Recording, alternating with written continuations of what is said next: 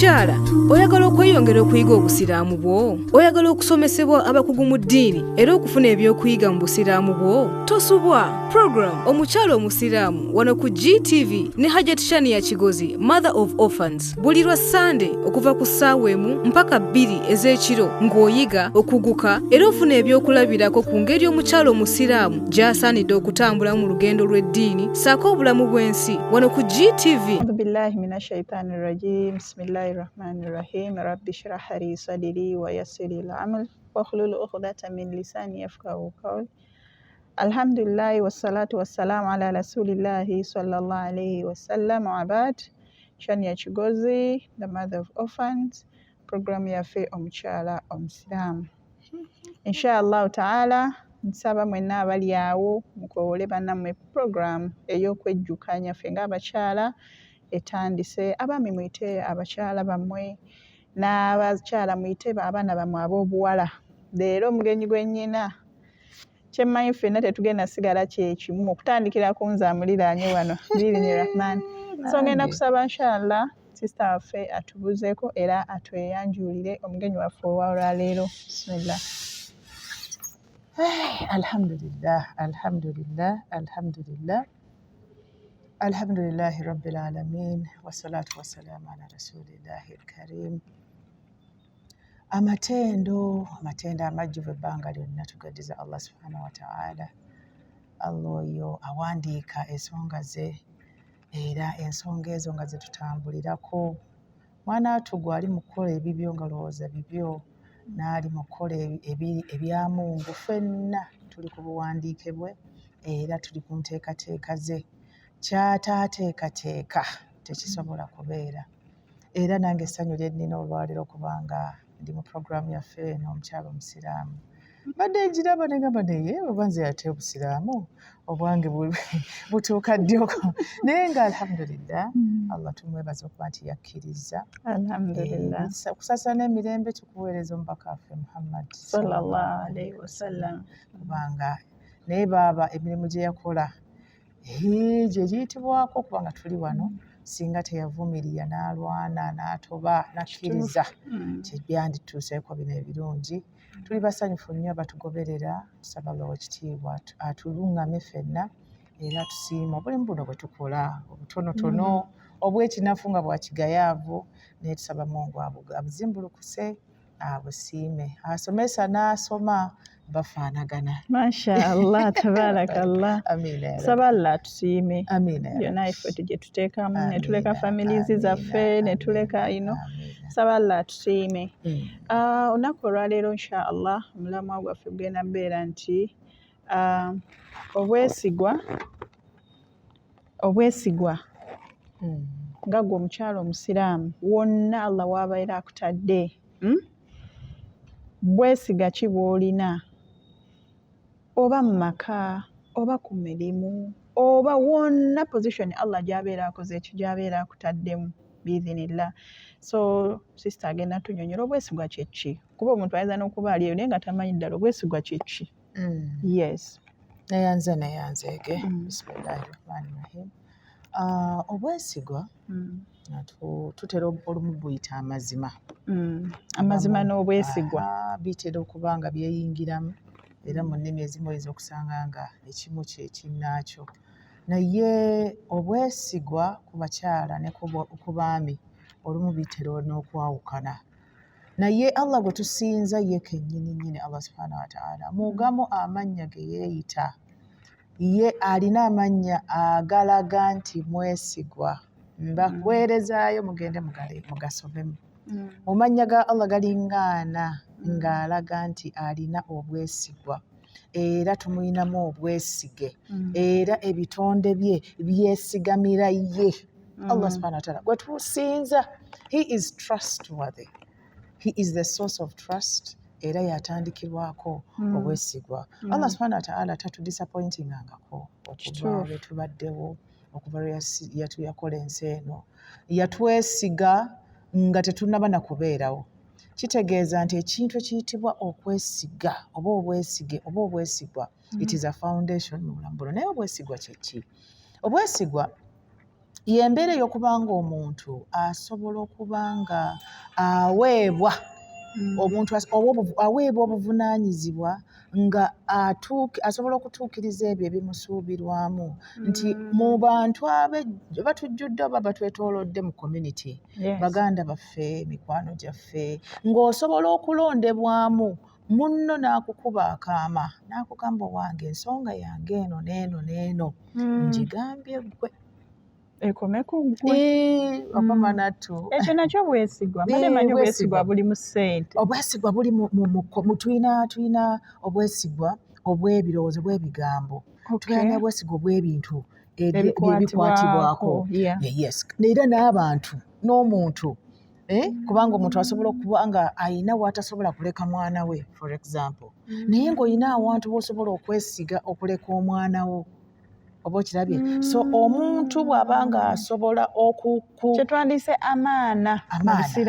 amaana nti omuntu asobola okukuwa ekintu kye ekirowoozo kye ekyama kye kugamba ekintu mirundi ekisinga ekintu ekyo omuntu bambi aba akyagala n'agamba nti kankitereseeko omuntu ono oba kankigabaneko n'omuntu ono mirundi egisinga nga tetuli bangi nnyo obwesigwa obwo si bw'abantu bangi era we don't trust everybody era tulina omutawaana eno mu bakyala bambi bo balowooza nti everybody is trustworthy abakyala naddala abaana abo nga tukyali abatoototo buli muntu akusembera olowooza mulungi buli muntu akuli okumpi olowooza ajja kukola bulungi so nga tumala kuwangaala n'abantu ne tuyiga omala kuwangaala na muntu omuganda agamba osooka kwekoona saagala osooke kwekoona naye omuntu tulina amagezi agasunsula nga tonnaba nakwekoona n'omanyi ono gundi si wakyama nga si wakyama kubanga osobola okuba nga ggwe kennyini omwerabira omulaba ggwe kennyini oba nga omuwulira kubanga ekintu ekiyitibwa obwesigwa mbeera ya muntu it is a character trait mbeera ya muntu ate character mwana wattu teyeekweka tosobola era atugamba nnyo abantu bajjeyo Allah ono yatutonda atugamba mu suratu Ttiini nti lakad halakna al insaan fi ahsani taqwim Allah yatutonda mu mbeera esinga okuba nga ntereevu esinga okuba ennungi ekifaananyi ekisinga obulungi naye mu bwe tutunula ekifaananyi ekyo mu kimu Allah kye yatuwa nga akyawudde ku bitonde biri ebirala gwe mutwe guno obwongo n'okuba nga osobola okukozesa obwongo bwo omuntu olina okuba nga naddala ng'ogenda okulaba to maybe bayinza obutaba bambi tebayinza okuba tebasobola kwawula who is not trustworthy and who is not naye buli lwogenda ng'okula olina okuba nga ogenda okuza amagezi go gano agalaba nti gundi ono bwati okugeza twabeeranga mu ssomero tutandikira gye twatandikira senior 1 senior 2 obeera mu senior 1 obeera naive okyalimu ebirowoozo ebyekito olowooza buli omu ajja kuba mukwano gwo era ebimu ebyatutawaanyanga nga tuli batondooza nga paka senior 4 walowooza wayegalanga nnyo abantu abamu babeere mikwano gyo naye nga tebali ate abantu bewalinga nga tofangako ate nga bye bakwagala naye 1 na 3 mu 4 ofunye lesson 4 otegedde naawe otandise okwetegeera gwe kennyini era nga ne class yo otandise ogikola ki ogitegeera abasukkawo era nagwo guba mutawaana naye waliwo stages ze tubeera nga oyagala buli omu abe mukwano gwo owangaalira nnyo ku public opinion owangaalira nnyo ku upload ya community owangaalira nnyo ku likes zatandika dda si za leero si za Facebook mu nsi muno omwana Adamu ayagala nnyo like kituufu yes 100% omuntu ayagala nnyo olaba ne bebi bano betuzaala bw'oba munnange tewamukubire mu ngalo muyimbira buyimba namuwa buswiti namuwaana natengerere atandise otambula mutwalira buswiti ngoze kituufu ajja kukubeera nga akudde eri ku bbali so tuwangalira nnyo mu kubanga Mungu olwakitawala ne Allah yennyini alina w'atuwaanira n'atuteeka mu biteeko ebyenjawulo abasiibi alina engeri gy'agenda ng'awaana abantu abakola emirimu egyaki abasaddaasi n'agamba abo bakola bati abakyala abeekuuma bo n'agamba because omuntu awangalira mu kubanga awaanibwako. Kakati tukugamba nti gwe jjukira nga okyali mutoototo olowooza nti buli omu osobola okumwesiga, olowooza nti buli omu ajja kukuwa ku bintu bye. For example nga tusoma nti kangende nsabe ku gundi ajja kumpawa ku mberengezi bagamba naleeta bya ssomero lyonna. Bagamba yani agamba oli mukwano gwange. Kati ogenda baabo bakiri kyogambye nti okwekoona oyinza okuba kati omuntu agenda bambi ayawula. Yes, ogenda oyawula ebimu obiraba ku bano nogamba that girl was done that to her friend. Newe bambozo oyinza oba onyumya omuntu nagamba ekigambo ekyene ku muntu nogamba lwaki ogambidde ku munne omu babiri basatu yaŋŋamba toyogera olwo nti nkunyumiza emboozi oyo omukyala kino naye yaŋŋamba sikola ki naye ate mmaze okukola ki kati akikugambye naye nga yeerabidde nti agambye bamugamba nti takola ki ayogera kati gwe olina kubanga oli mugezi nnyo ogamba nti wayogeredde ekyono ekitegeeza ono tatereka. tubalina abantu baffe bambi nga ye teyeesigwa mu bigambo naddala ebyama era abatusomesa ku byama okwesiga abantu n'ebyama byaffe batugamba k'okigamba omuntu olwo kigenze. The minute you tell it to somebody okitadde era bw'okisanga eyo tonyiiga ate nga namwesiga anti omuntu munnange twajjukira oba yali swahaba oba yali oba kiswa gwe batusomesa kunagamba yalina yatambula ne kabaka kabaka oyo yalina embeera nga oba yali tazaala oba yalina embeera nga yamunda. Kakati kabaka yali akwanye nnyo omuvubuka ono nga era n'amubuulira naye ku kyama kye. Kakati omuvubuka ono ekyama kino kyatandika omutawaanya omumwanga gukola ki nga gumusiibwa n'abeerawo n'agamba Katonda wange ate bwe nnaageza n'enkyogera nfudde kuba bakabaka bedda omutwe gugwo wali. Kaakati omusajja ono agenda agalamira wansi waki omuti kakiswa ako kajjukidde agalamira wansi w'omuti n'agamba naye nedda ekyama kinzita kankigambe ku muti guno n'akyogerera mu muti n'agamba kabaka oyo ali bw'ati kabaka oyo ali bw'ati kabaka oyo ali bw'ati. Ate okumanya Allah yakola omuntu nti mwana wattu ekintu bw'okyogerako eno mu therapy eno mu psychology gye tuli mu counseling omuntu bw'okiyisa mu kamwako olina engeri gy'okkakkana. Kati omuvubuka ono yayogera ng'ali wansi w'omuti n'agamba kabaka ali bw'ati banaye kabaka ali bw'ati kabaka ali bw'ati ayogera mu muti kumbe omuti gulimu embuyaga laba ebigambo bitandika okuyitira mu ki mu mbuyaga.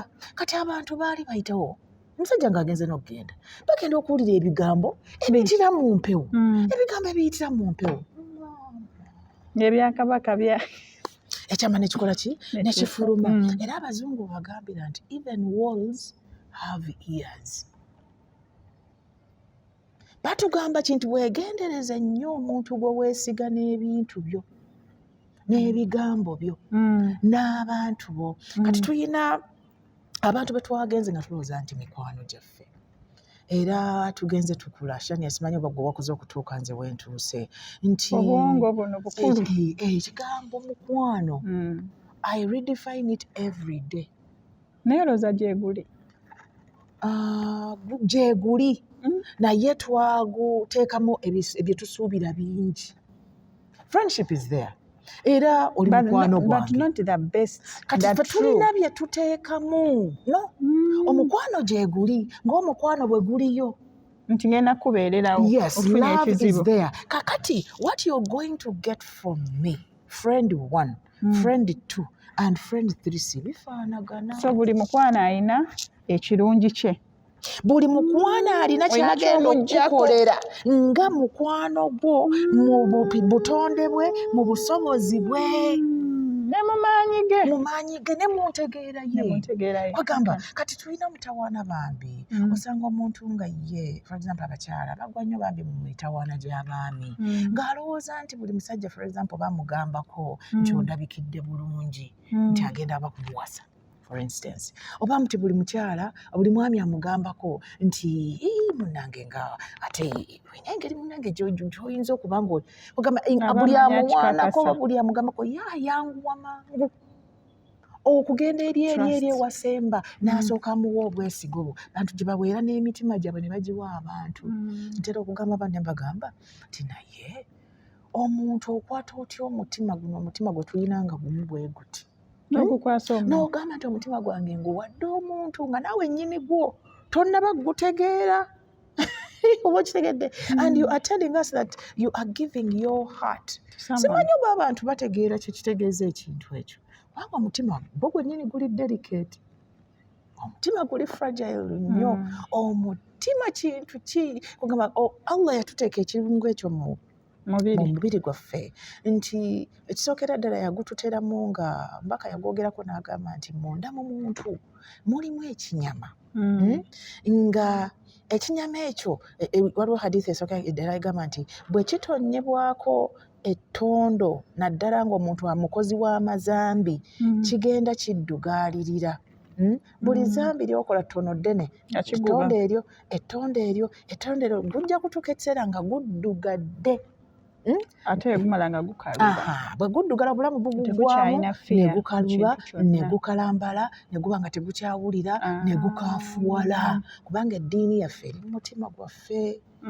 Eddiini eno eri mu kifuba wano akati olw'okuba omutima guno oba oli awo ye tiketi yaffe etutwala mu jjana. Nze nandirowoozezza nti ebintu ebigusemberera the trust of giving, your act of giving someone your heart okubanga nze mu bulamu wange teriiyo, nze nkuwa omukwano mungi nnyo nesobola kuba mutima gwange. Omutima gwange gwo ngwesigaliza kubanga lwe ndigugaba ne gubeera mismanaged ndibeerawo ntya. Okirabye kati tulina abantu nga trust bagiisaawo. Awo sisita wennyini bw'okoona ku kintu ky'omutima nze ngamba ali eyo atulaba omanyi ba sisters bangi abali mu bufumbo tuleete ku bufumbo lwaki ekisinga kyekintu kye tulabako era abakyala kyekintu ekisinga tuzitoowerera oba notwanguyira lyessanyu lyaffe ffenna. Omukyala ali eyo atulaba bukodyo ki bw'oyinza okumuwa oba kitugambe obutakwata mutima gwe kuba bangi banyigirizibwa naye because bawaayo emitima osobola beera ni marriage naye ng'omutima gwe tewaguwaayo fully and you enjoy it. Ti omwami ne wajja n'aba ng'alina kyakosezza kikulu kiyinza okukuluma mu kale for a day n'ogamba wuma lunankola kino wuma lunankola kino mwezi munene ku mutima oyinza n'ofuna attack. So abantu abana batulaba abakyala tusookere na ku bakyala bangi bayita mu nsonga nnyingi nnyo in fact n'ezitali za bufumbo zokka ne ku mirimu gye bawangaalya neki bukodyo ki bwe tuyinza owa abakyala abo nga tebawaayo mitima gyabwe because bangi twagiwaayo ne bagimenya naye abaagimenya ne bagikalubya sometimes kyova olaba tusanga abantu ng'agamba nze sikyalina love. Kituufu aba takyagirina. Nze sikyesiga muntu, nze sikyesiga mukwano because gwamenyeka n'afuna lesson. Kati aba tannamenyeka oba abali abamenyeka nagwo bukodyo ki bw'oyinza okubawa ne baba ne limit n'amanya wa waalinakwo gweba trust mukwano n'amanya wa waalina okukola. Omwami waba azze gy'ali in fact nawoba ogenze in marriage n'omanya wa woolina okukoma. Yes. Neyanze baganda bange ne bannyinaze Allah yatutonda nga yatutonda olwo buli ekikkosa emirundi egisinga kiyinza obutakuvu kikuteekako enkovu. Ekyo kiri kyokoonyeeko nti omuntu atugezeera n'agamba nti seesiga kitonde kikazi for example nze seesiga basajja so nga mwana wattu era tukikoonyeeko nti omusajja ono eyakkosa ayinza okuba nga ye yekka muntu gwakutegekedde mu bulamu nga tewali musajja agenda kuddamu kukosa nga the next men in your life are going to be very good to you. Naye akakodyo akasookerako ddala kisookera ddala keeko kubanga olina obulamu bwo mu mikono gyo, obulamu bwo ng'obufuga era ng'omanyi bulungi nnyo ku standards zo gwe nga gwe ekkomo lyo nga gwe biki by'osobola bantu kika ki b'osobola okuwangaala nabo era biki by'osobola okukwasa abantu biki bye weerekera nga ggwe waliwo ebintu nga ekyo ekyama kyo ojja kufa nakyo kikusiiwe naye ng'ogamba kino sisobola kita gyebiri gyebiri fenna tubirina nti ekyo wenkyogerera oba wenkigambira munnange kuba waliwo ate abali mu mukwano ennyo ennyo wewali obuzibu awo n'afulumya buli kimu. Once I love somebody I tell them everything. Background zaffe zonna ez'omu famire enkyafu n'ozeeta n'ozikuba omuntu because yakakulaba oli mu relationship. Otya nga gwe kennyini weetya okimanyi nti gwe tulina ebintu bye tulina nga gwe kennyini ekintu ogamba nti bannange kino nakyo nakikola kino nakyo kiri waffe kino nga gwe kennyini ebintu binene kaakati ogenda obikwasa omuntu omulala bw'osanze obusanzi so tukugamba control your life. Siivinga sunsula sengejja omanye ebyama birina ne category waliwo ebiri light waliwo ebiri tight waliwo ebintu nga bibyo byammwe ebyomunju nga byamunju bisigalireyo ddala. Ekyokubiri tukugamba nti sunsula abantu bana b'owangaala nabo who ani gw'ogamba ani gw'otagamba bwe twatandikidde wali nti abantu tebafaanagana Shania. People are not the same. Tulina abantu nga wategedde out of either experience oba abantu nga bimwogerwako nga talasana. Naye ate waliwo be boogerako abali innocent. Anti nze abantu ate abantu njagala nnyo banyumirwe nnyo boogerako. Okwogerwako is part of life. Ate bw'obunulwanga kati kasooke kule nti abantu basooke bategeere nti boogerwako. Ekyokubiri abantu mubaleke baboogereko. Ekyokusatu ngenda kukuleeta abantu buli omu alina bw'akulaba. Shania buli omu alina bw'akulaba toyina bw'oyinza kukontrolinga abantu engeri gye bakola ki gye bakulowooza nako. Ekintu ky'olinako control gwe Shania ye gwe Shania era ne bwe boogera ne bagamba nti oyo Shania oyo Shania mubbi kubanga abantu babyogera. Oyo Zaituni oyo bamulaba oyo Zaituni mulimba for example. Gwe Shania weemanyiko ki nti siri mulimba otegedde between you and your creator between you and your Allah weemanyiko ki kati abantu olw'okuba nti ebigambo bino bimanyi nti bikyuka ne face nkugamba leero nti gundi oli abeera Nakirebe kakati gw'ogambe n'agamba nti nedda bagamba abeera oba naakulabye ekifa oba bagamba ali Namuŋŋoona kati oli owookusatu n'agamba abeera Namuŋŋoona kati gye biggweera eyo ng'obeera ŋŋoma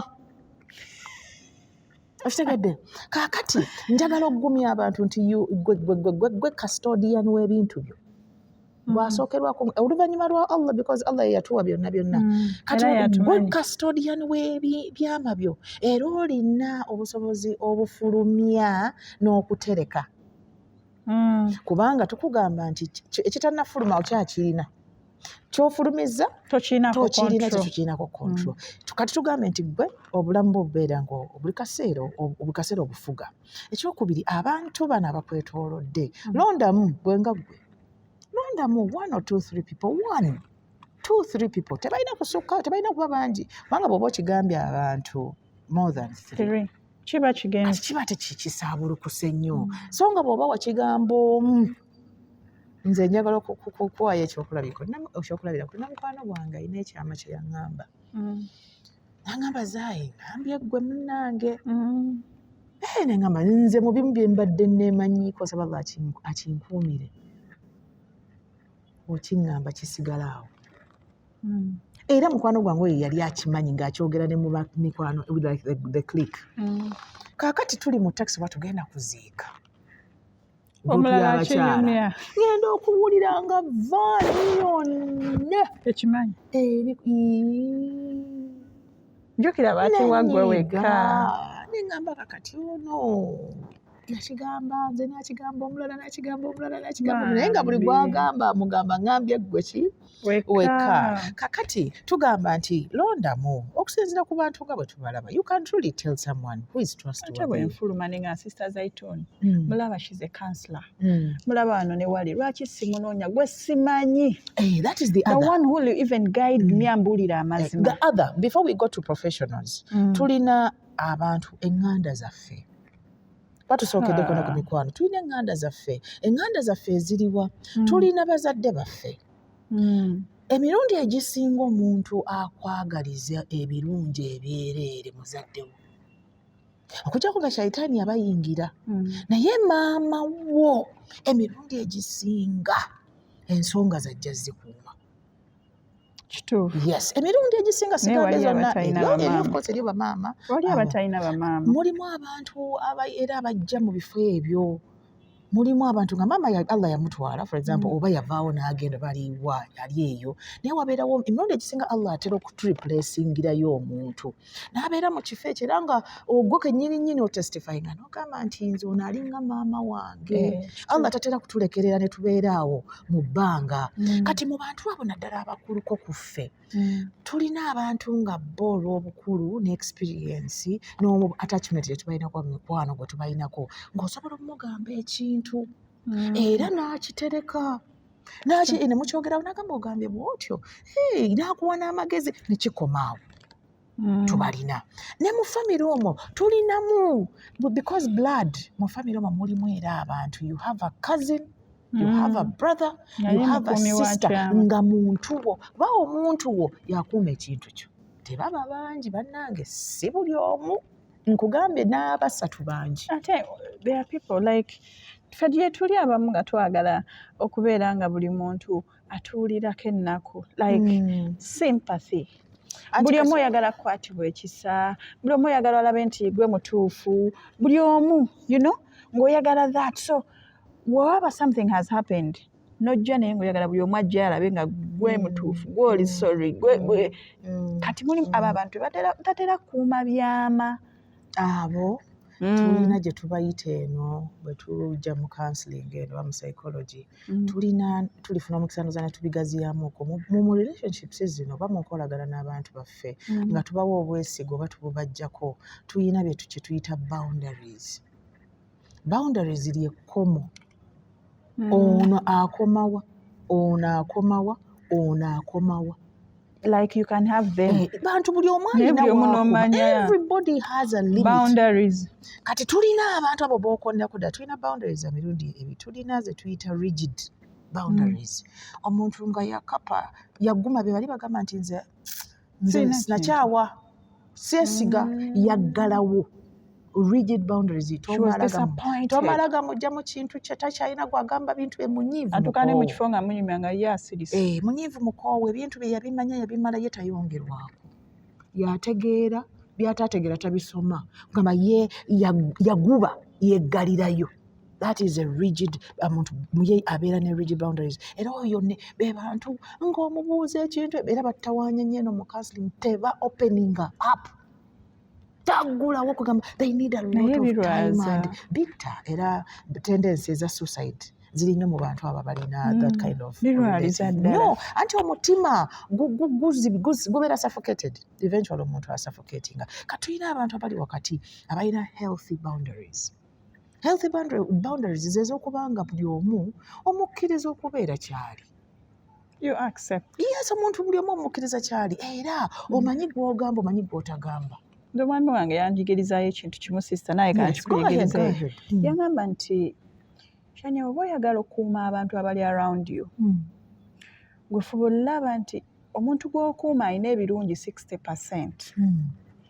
The rest of 40 bikwate bizingezinge booti biteeke muki mu kasasiro kati tandika ttambula na 60. Buli waleeta 40 ng'omanya byonna bizinga n'ebiteekawa ng'ogenda mu maaso neki ne 60 because ogenda kwesanga nga naawe you're not perfect. Kituufu ogenda kwesanga nga naawe wali agumira 40 eyo. Kyogere outrightly kubanga gwe ali mu kutunuza tooki mu munno n'akutunuzaamu tooki. Ffenna tulina limits, tulina strength, tulina weaknesses. Kakati singa era abakyala kansooke mbeetegereze bulungi. Singa abakyala baayiga okusanyukirako bannaabwe bye bakakaalukanyiddemu ne bafunamu. Tekijja kusoboka Ne baba, ekyo. we keep learning every day. Really? Yes, that is why we're even here. Nga kizibu Singa kyali sealed. Nedda nedda mukwano gwange nze siri bwe ntyo. Gw'oli bw'oti. nedda nanti tugenda mbeera babiri ku 10. No, don't close. Kubanga waliwo omuntu ali eyo ng'ayagala kubeera nga ggwe. Or even better. Really? We open for them. Era buli lunaku we learn, and today someone is like this, tomorrow someone has changed. Okitegedde. So omuntu ye Allah yamutonda nga ali very flexible. Omwami wo kye yakugamba ate ye akwagala nnyo akulinako ekisa. Ye yakugamba 60. Omuntu akalungi kakwolekeza kakulaze nti akalina oba akasobola. That small skill, even though it is just smiling, bwekuba otwala mulekere 99 kyekigasiyawe mumulekere. Sister obeere n'omuntu ng'alina ebibi 99. Because who are you even to weigh? Gwani apima munno. Ye gw'oli ki? Gw'oli ki? Are you perfect? Munno bw'abanga amanyi okusmiling, okimanyi nti asobola okukolera business. Kituufu.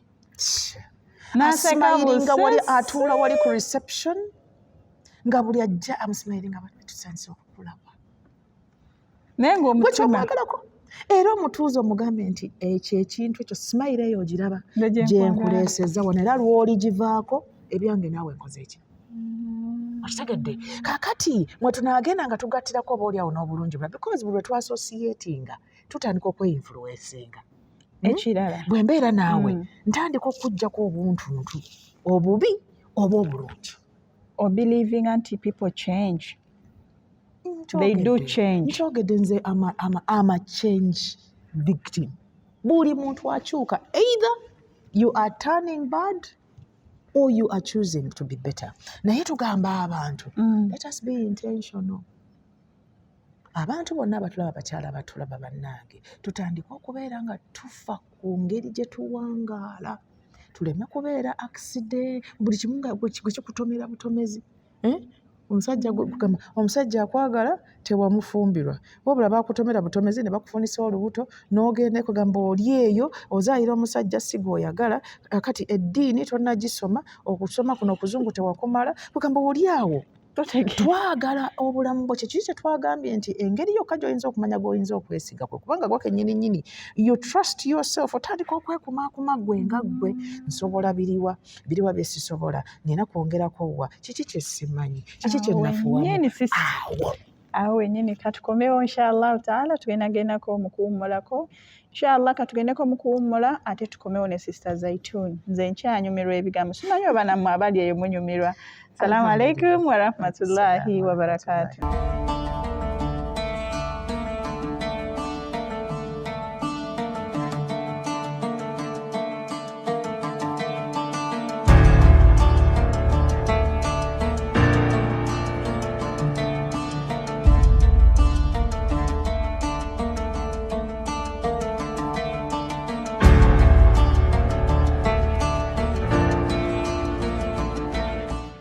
Omukyala, oyagala okweyongera okuyiga obusiraamu bwo? Oyagala okusomesebwa abakugu mu ddiini era okufuna ebyokuyiga mu busiraamu bwo? Tosubwa. Program Omukyala Omusiraamu wano ku GTV ne Hajat Shania Kigozi, Mother of Orphans. Buli lwa Sunday okuva ku ssaawa 1 mpaka 2 ez'ekiro ng'oyiga okuguka era ofuna ebyokulabirako ku ngeri omukyala omusiraamu gy'asaanidde okutambula mu lugendo lw'eddiini ssaako obulamu bw'ensi wano ku GTV. GTV for unity and development.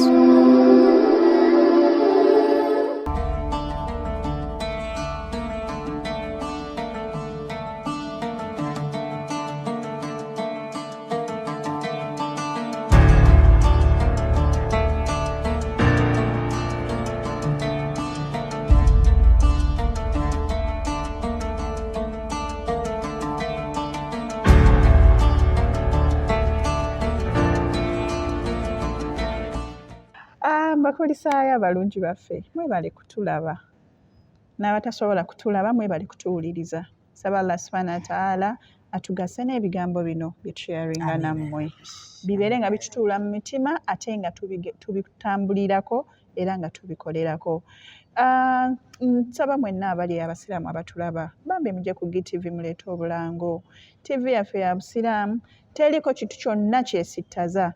Wate oli awo ng'owagidde TV eno manya nti oba okoze sadakatul jaaliya. However much business eyinza okuba egenda kutambula naye ekyo ky'owaddeyo kiyambako TV yaffe okubeera nga tugiboostinga tugituuse ku level gye tugyagalako, kubanga obusiraamu bwaffe tulina bubeera nga tubuteekamu. Bw'oba tosobola kuteekamu by cash, at least gezaako oteekemu n'ebikolwa byo oba oli awo n'edduwa. Tweyanziza nnyo, tubadde tukyali ku bwesigwa n'amazima nga tutambula bulungi ne Sister Zaituni. Ekituufu omusomo ngunyumirwa nze nganze ate era njiga kyemmanyi nammwe kyemuliyo kyemukola. Tugendeko Sister mu mazima. Amazima bwe njogera amazima ndowooza oba waka oba wa amazima. Badde nsaba tuddeyo katono just a second. Tubadde twogera ku boundaries ezo tugamba nti ziri 3. Tulaba katumugguse bulungi nti tulina abantu abalina rigid boundaries tetuzaagala nnyo si nnungi. Abantu abo batera okuba bebegume. Omuntu nga waggume taseka. Naye nga baba bakoseddwa. Abamu kizaale. Mulimu n'ababa tortured sister. Nze nyina emikwano ng'omutima gwe muzibu nga like omulwanako naye nga akulaga nti she was tortured. N'akoowa era by the way baba emotion. Nnyo katono ye kamunyiiza kamujja kalabya ddala nga mumukola. Ebimu biri mu musaayi, ebimu tugenda tubifuna okusinziira ku gye tuyise. So mirundi egisinga character zaffe ziri born, endala ziri environmental. Gy'oyise kyekikufuula gy'oli era kyova nti abantu tubagumiikiriza. Olina mukwano gwe gw'oyagala ategeere ebintu nga ggwe bw'obitegeera naye ng'alina bambi gy'akoze eki background gy'avudde, alina gy'asibuka yo nga yo, alina abamuzaala, alina gy'asomedde, alina bye yasoma. Kugamba omuntu ono alimu ebintu bingi by'olina okuba ng'ojjo okwatakwatako mpolampola asobole okutuuka oba okusemberera ku bingeri gy'okola kijolabamu ebyo. Kyova nti omuntu tumugumiikiriza. What is really I think ekituyamba ennyo kugumiikiriza. Kati boundary esembayo gye tuyita tugambe healthy, waliwo gye tuyita porous. Porous ogikonyeko yeeyo abantu abali awo nga opinioni z'abantu nkulu. Bw'otamugambako nti munnange weebale kukola takola, bw'otamugambako nti oli beautiful takimanyi, abantu abali healthy boundaries nti okumpana kunkolera naye bw'oba tompanye it's okay. Nze mba neewaanye dda. That is a healthy boundary. Kyetwambe nti you have your life in control. Wogenda okwambayo kati bwe nyambala ka green kano weerabye mundabiramu nogamba smart. Okay. Ntekeko kaki ntekeko kugamba I had a conversation with myself nga tewali mulala ali mu mwami wange yafulumye dda nawakati wali muntu. I have a conversation with that image in the mirror. Kwegamba ne wenzija nekugamba kati Shania bwe musanyumye God engeri gy'ogizeemuuko gwoba weemanyi okitegedde kakati exactly mugamba thank you. Oli bwakugamba nti nga tonyumye nakyo kikulu okuwulira depending on who has told you. Jukira weerabye waka. Weerabye wali. Osobola okuba nga weerabye n'okola judgment nga si ntuufu. Yes. Tetubalina abamatching ebintu Shania nawereka. Tetubalina abantu gwoza bati beerabe mundabiramu naye yawandikako ebintu nti bwati. Ati naye abalaba kwatyo bwanyuma. Ati kyolaba si kyekyenkomeredde. That is being in the rigid boundaries. Kyolaba si kyekyenkomeredde. Kyolaba kisobola okubeera polished. Kubanga sigwe alpha and omega sigwe osinga obimanyi. Sige wakubye kanji tugenda wali tukatooleko. Omuntu osanga iye tewabalabanga. Kisige n'akiteekamu naye ate n'asooka n'akisala ate n'amala n'azzaako ebyo. Kati bw'abanga alina emikwano gye gye yamanya egimugambako egyo gisobola okumu-influencinga n'atereeza. Kati abantu abalina porous boundaries be bantu ekisooka beeyogerako nnyo. Nze buli kimu akyogera oyo lweru ali muze nalumu oyo ki Otegedde similarly ayagala nnyo abamwogerako era bwebatamwogerako porous kugamba kiringanga bwe twasoma edda walaba twasoma ettaka twabeeranga ne clay clay n'engeri gyekola twabeeranga ne clay twabeeranga ne loam twabeeranga ne sand kati sand eyitamu amazzi kati porous kitegeeza nti oyitamu ebigambo bikuyitamu buyisi ate oyagala ennyo ebijja ate nawe oyagala nnyo ebikola ki ebifuluma so abantu abo be baagala ennyo okubanga beebuuzabuuza nnyo era they have problems with deciding bebano kitegeeza bebano abantu b'osanga nga ne life ye agivaako ng'anoonyereza ku y'abalala anoonyereza ku y'abalala neeyiye yagiteekawo buli omu agikole ki agitegeerera agimanye era public yeemusalirawo okitegedde kati be bantu nga eddiini ebatawaanya because ultimately omuntu olina okuba nga olina kyeweekutteko ye muntu gwogenda okusanga olwaliro ng'ali mu hijaabu enkyate omusange nga yeesaze kali okitegedde katalina kye yeekutteko tubadde tukumisinga nnyo talina values and these are challenges in the women sector abakyala tugayadde we don't have our life in control kuba tetuli accountable era mungu bino bye bigenda otwokyesa fa naudhu billah ebintu ebisinga tetubikoze nga tubiteekamu amagezi gaffe ate nga tugalina we are on influence we are on peer pressure we are on social media likes tulina ebintu bye tukola nga toli intentional era tusobola kudda wali mu kasonda n'ogamba nti kino mu butuufu nze musobya butuufu wano nagayaala butuufu wano nali nsobola okukola bwenti and out of that conversation you can then go better you can know when to withdraw you can know when to say nothing kwakimanyi nti abakyala tebamanyi nti omuntu asirikako kogange ne woba olina ekyokwogera you keep quiet women think they must you have talk tulina ebifo bwe tubeera n'osooka n'osirikako ate tulina ebifo nga it is a must you must say something like in your family in a family meeting in a relationship if you've been consulted ne bakugamba nti tulina ensonga gye twagala okumanya tubuulire waliwo omuntu gwe baagala okuwasa someone has come batugambye ono ye munno tubuulire ono ali atya you must say something and objectively bw'oba tomanyi gamba nti tomanyi ago gonna maanyi ninge abantu balowooza buki bunafu nti gundi akwataaki nze you say no I will not say anything era jo nabadde mpulira waliwo ka podcast ke nabadde mpuliriza learning to love yourself omusajja n'agamba nti I want to introduce you to one of my favorite words no n'agamba nti you must learn to say no era abantu abalina healthy boundaries bamanyi when to say no and when to say yes abantu abalina the rigid most of the time they are no sijja kikola sijja kugamba they are always like they are backing out then bano abali porous they are yes people yes kyatasobole nekyatana tamanyi komulye tatereera bebagenda ku mukolo n'ava ku guno n'agenda ku guli tebalina program n'omugole tamumanyi linnya beebo tetubalina bakyala bannaffe anti tugenda kulya kanyama olumu nga n'ennyama siyemu just kugamba tamanyi kimutwala ate bw'atuukayo n'akolerayo amazambi mayitirivu so tukugamba nti boundaries ezo zinootinge olabe ogwawa but the good news is you can move from porous not that to healthy. You can move from rigid not that to healthy. Fenna we are fighting or struggling okubanga we have healthy boundaries kubanga kyekiri safe kyekiri it gives us happiness obeera ng'olina emirembe nga bakubuuza oba ogijjawa kyatolina nnyo nno kyolina but you learned how to love yourself omanye ayingira n'atakola ki n'atayingira kakati tugenda ku mazima aswiriku akakawalabo nkamanyi era omubaka waffe sallallahu alaihi wasallam bamujjukira nga bamutusomesaako waliwo ebika by'emakka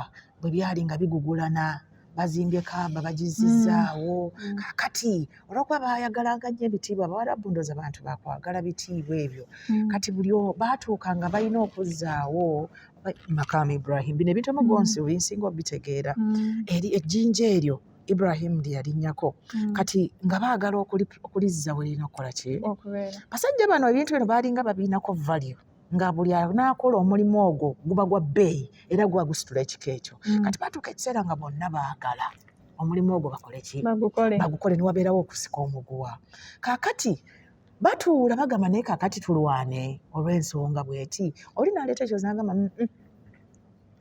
tufuneyo omuntu asobola otukiikirira bagamba nti ate tugenda mujja bwe tunamujja mu Bakuraishi bwe tunagamba Banu Hashim ekijja era kijja kubanga mmwe mutusinze kakati finally omuntu ayisaamu eddoboozi agamba tuyite Muhammad sallallahu alaihi wasallam nti Muhammadi okay Muhammad yalina ekika naye ebika byonna byali byacknowledginga nti muvubuka mulungi muvubuka wa mpisa muvubuka wa mazima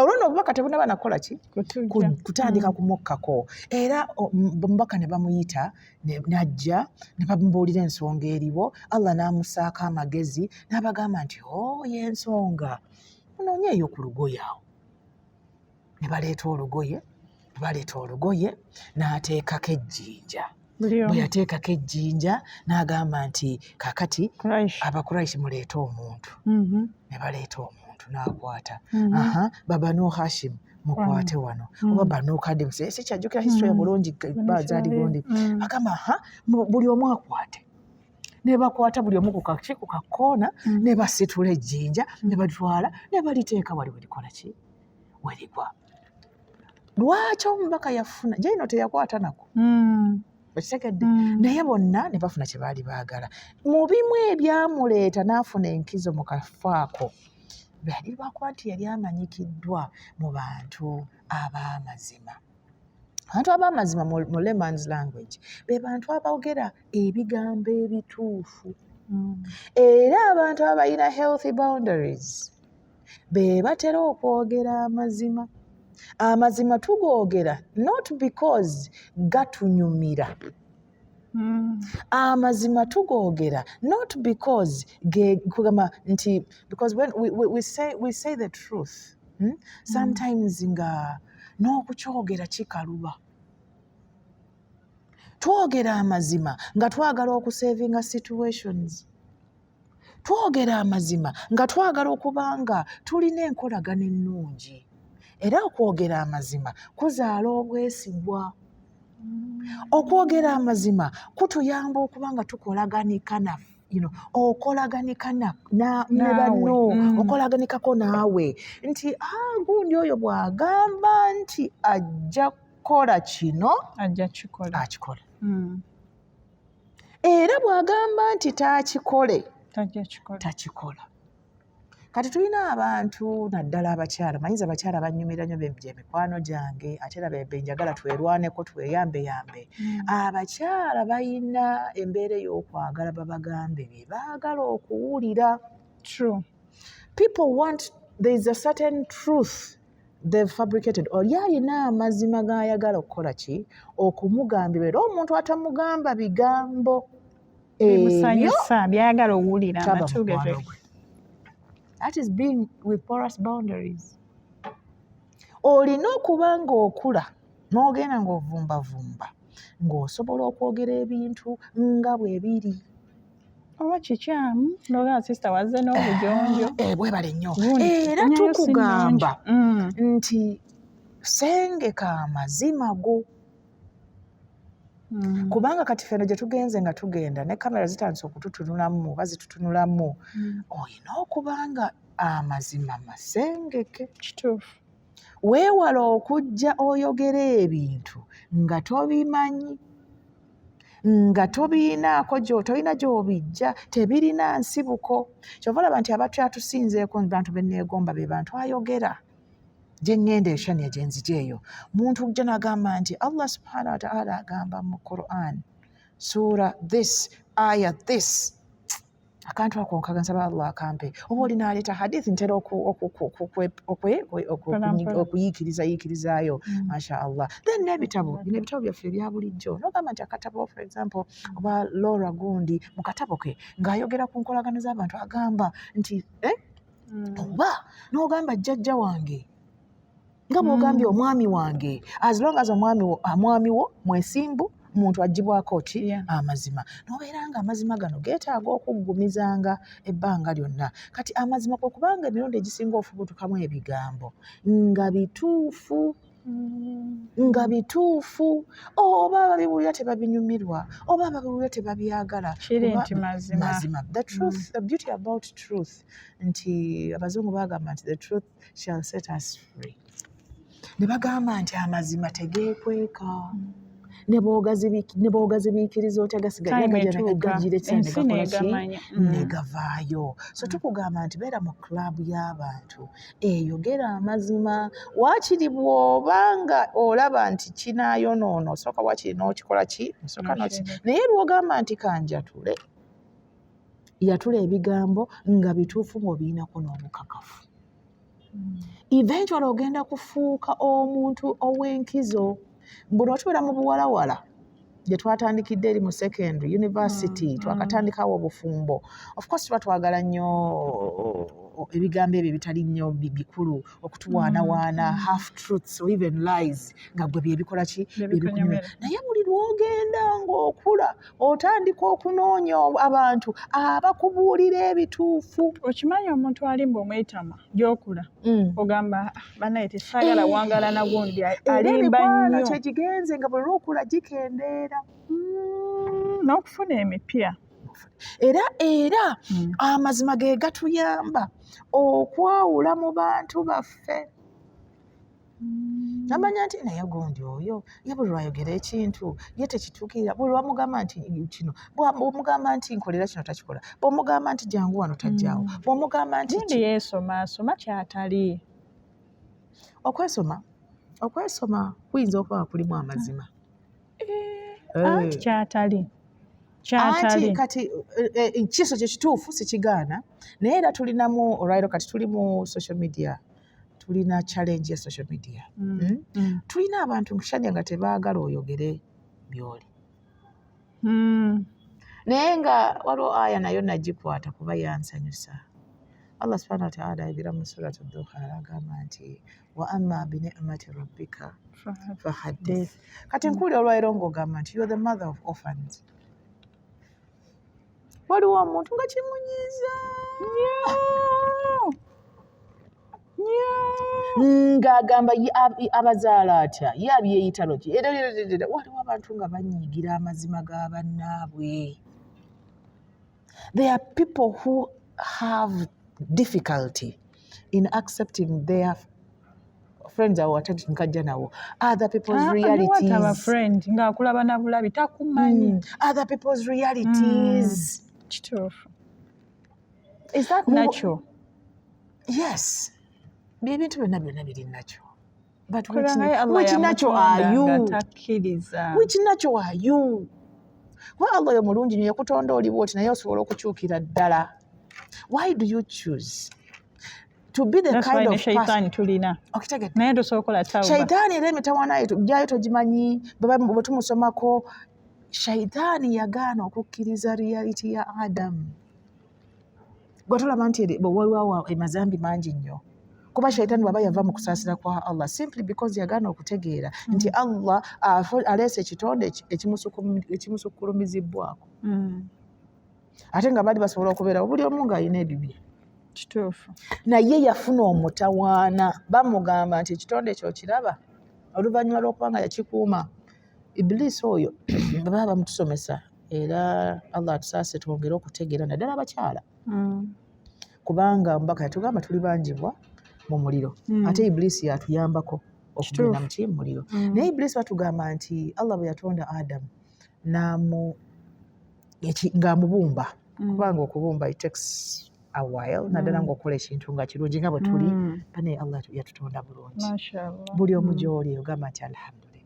All of us are we should be proud of ourselves. Waliwo bannaffe bagamba nti we are fearfully made. abantu balina obugambo bubagamba ne bemala bezzaamu amaanyi naye Allah yatonda Adamu n'amuteekaawo nga tannaba kufuuyibwa mu mwoyo ffe twali custody ya Iblisi. Iblisi yakuuma omubiri gwaffe okumala emyaka mingi ddala, abamu bagamba 4, abamu bagamba emyaka 2, nga yabikka awazibukudde, yalaba nti tetugwa, yalaba nti tetuwonooneka because abamanyi ababumba kuba myama an artist tulina kye tuyita sculpture. Ekibumbe tukiteekako akaveera kireme kukala abruptly, kibeere nga kikala mpola mpola, kugamba kiriko obulabirizi obubeerawo. Obulabirizi obwo Iblisi Allah gwe yali abuwadde. Subhanallah. Iblisi n'atulinnya ku mutwe n'atugenda wansi n'atubikkula nga banago omwana bw'onomulekera ekintu oba toliiwo n'akifungula n'abikkula n'ayingira munda. Iblisi atumanyi munda nga ffe tetwemanyi na munda. He knows our intestines. He went through the mouth and went into the mouth and through the anus. In the heart. Munda kati byonna yayingira munda.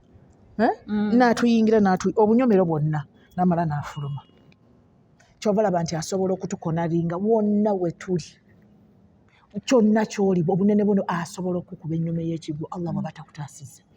Kaakati tugamba nti Iblisi amazima g'okuba nti Adamu Allah yamuteekawo amufuuyemu omwoyo, ayise malayika azigambye nti wuuyo omuntu, n'agamba nti mwenna muvunname, mwenna ebitonde byonna muvunnamire omuntu.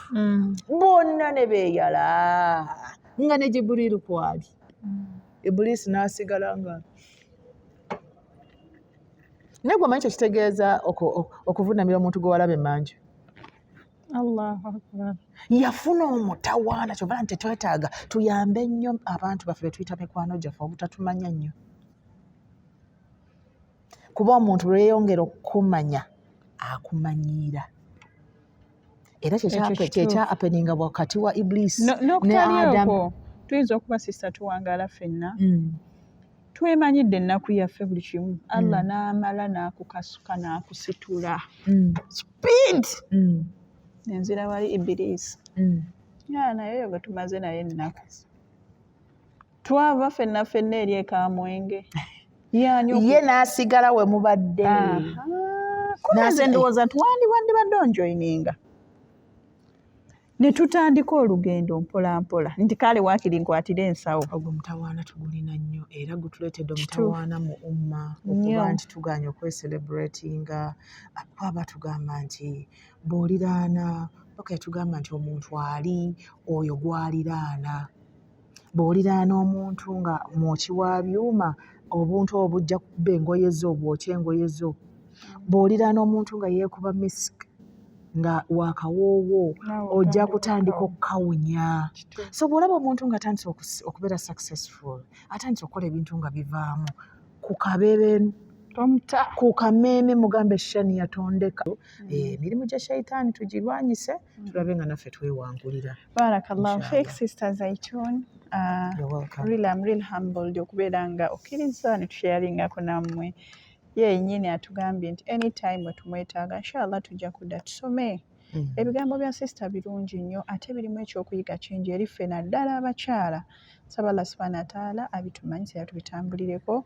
Nja twala omukisa guno kutumira famire yange, bataata bange mwenna bala program eno mwenna, famire Sheikh Ibrahim Nkanji, batuba ku online, Facebook, Twitter and everywhere, YouTube.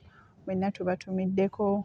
Mama wange bulungi Hajat Shania Kigozi ne sister wange Mudwalyo Mariam. Nsaba Allah subhanahu wa ta'ala akwanguyiza olugendo lwotandise. Barakallahu fiku. Koze ne brother Umar ku kamera. Jazakumullahu khair. Mwekomere ku TV, GTV temuvaawo. Assalamu alaikum warahmatullahi wa alaikum assalam.